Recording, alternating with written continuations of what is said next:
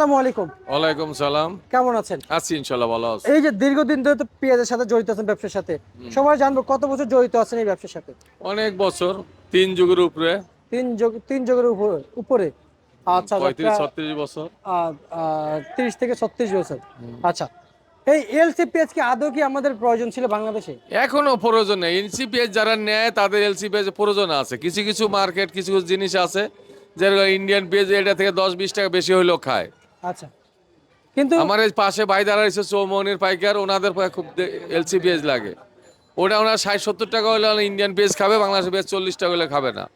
আচ্ছা আচ্ছা আচ্ছা মোটা পেঁয়াজ লাগে, কিছু বেকারি আছে, কনফেকশনারি আছে, মুদি দোকান, দোকান আছে, এদের জন্য ওই ইন্ডিয়ান পেঁয়াজটা লাগে, বড় আচ্ছা, পেঁয়াজটা লাগে। আমাদের দেশে তো মোটা পেঁয়াজ আবাদ হয় বড়। আমাদের সে মোটা পেঁয়াজ আবাদার হলো মেহেরপুরের পেঁয়াজ, ওইটার মানের দিক দিয়ে তো অত ভালো না। আচ্ছা আর এই বছর দেশি পেঁয়াজ আমাদের ভালো মানের আছে, কিন্তু ওটা দামের বেলা ওইটা নেয় না। ওই ইন্ডিয়ার উপরে চাইতে ইন্ডিয়ার উপর মনোভাব বেশি। আচ্ছা আচ্ছা আচ্ছা আচ্ছা, বুঝতে পারছি। তার মানে যে যেমনে পাচ্ছে সেভাবে কিনছে, ওইভাবে খাচ্ছে। বেচছে, ওইভাবে কিনছে, ওটার চাহিদা আছে। ওটা এখন পড়তা হয় না, কেউ আনে না। এই মার্কেট এখন বাংলাদেশের পেঁয়াজ, বুড়িকাটা পেঁয়াজই 6 লাভ। আচ্ছা আচ্ছা আচ্ছা, তার মানে কি আমাদের দেশের কৃষকরা কি এই পেঁয়াজ আবাদ করে কি লাভবান না এখন বর্তমানে পেঁয়াজ বাজারে যে বাজার অবস্থা আছে, সেই বাজারে লাভবান না। আচ্ছা, তার মানে কৃষকরা হেরে গেলেন। কৃষক এবারও সবকিছুতে হেরে গেছে, আলুতে হেরে গেছে, পেঁয়াজ হেরে গেছে। রসুন তো সর্বোচ্চ 50 বছরের মধ্যে সর্বোচ্চ লোকসান হয়েছে এই বছরে।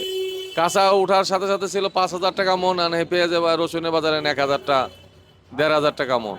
আচ্ছা আচ্ছা, মানে ব্যাপক হারে লস যাচ্ছে। ব্যাপক হারে লোকসান হয়েছে রসুনে, আলুতে।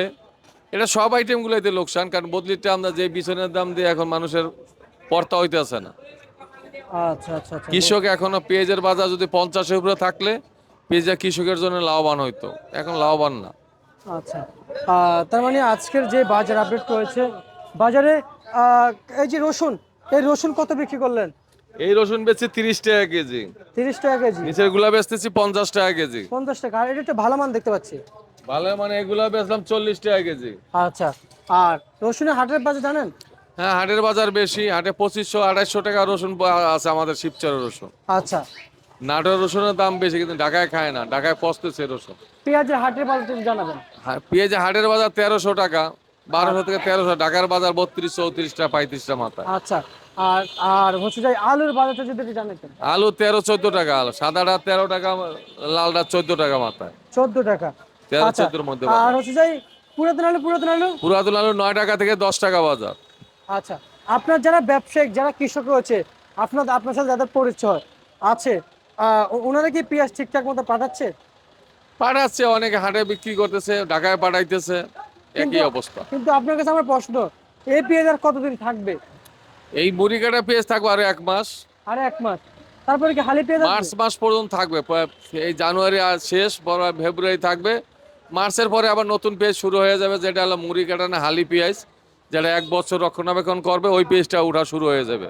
আচ্ছা ওইটা ফাল্গুনের 15 তারিখ থেকে চৈত্রিকের প্রথম থেকে ওটা উঠা শুরু হয়ে যায় ওইটা। আর এই আচ্ছা, পর্যন্ত মুড়ি কাটা চলবে। এ পর্যন্ত মুড়ি কাটা চলবে। আচ্ছা, গ্যাপ নাই, কখনোই গ্যাপ নাই। মুড়ি কাটা শেষ হইতে না হইতে আলি পেঁয়াজ চলে আসবে। আমাদেরকে কি যদি একটা আদার বাজার বলা যায়?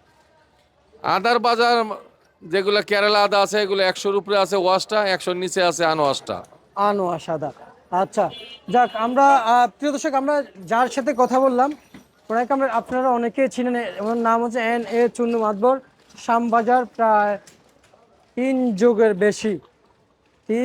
বেশি প্রিয় দর্শক। আর উনি কিন্তু আছেন, এই ব্যবসার সাথে জড়িত আছেন। এবং আজকের যেই বাজার তালিকা ছিল সেটা কিন্তু আপনারা জানতে পেরেছেন ওনার কাছ থেকে। এবং এই ব্যবসায়ীকে আমরা আজকে ধন্যবাদ জানিয়ে আজকে ক্লোজ করছি। আমরা আপনাকে অসংখ্য অসংখ্য ধন্যবাদ জানাচ্ছি।